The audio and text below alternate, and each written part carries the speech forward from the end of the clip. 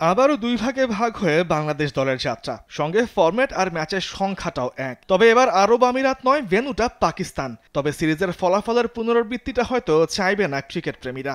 ভুলে যাওয়ার মতো সিরিজটার স্মৃতি হয়তো পাকিস্তানের বিপক্ষে মাঠে নামার আগে কাজ করবে গোটা দলে। তবে সেই জুজু জয় করতে হবে লিটন দাসের দলটাকে।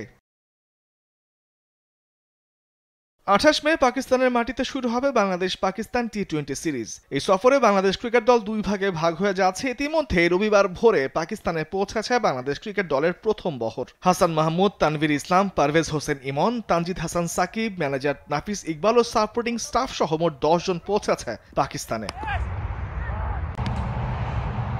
স্কোয়াডের বাকি ক্রিকেটার ও কোচিং স্টাফরা লাহোরে পৌঁছাবেন সোমবার। সংযুক্ত আরব আমিরাত থেকে বাকি দলটা আজ রাতেই রওনা দিবে পাকিস্তানে। এদিকে দিল্লি ক্যাপিটালসের নিজের আইপিএল মিশন শেষ করা মুস্তাফিজুর রহমানও দলের সঙ্গে যোগ দেবেন এরই মাঝে। Pacer Nahid Rana, strength and conditioning coach Nathan Kelly ও fielding coach James Pamment Pakistan সফর থেকে নিজেদের নাম সরিয়ে নিয়েছিলেন আগেই। রানার জায়গায় সুযোগ পেয়েছেন মেহেদী হাসান মিরাজ। বর্তমানে পিএসএল খেলতে পাকিস্তানি রয়েছেন তিনি। একই সঙ্গে রিশাদ হোসেনও রয়েছেন সেখানেই।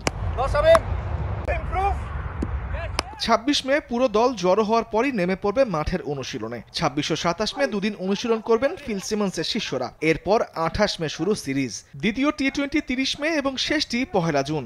সব ম্যাচ শুরু হবে বাংলাদেশ সময় রাত 9টায় আর ভেন্যু সব ম্যাচে লাহোরের গাদ্দাফি স্টেডিয়ামে। তামিমুর রহমান, স্পোর্টস ডেস্ক, দেশ টিভি।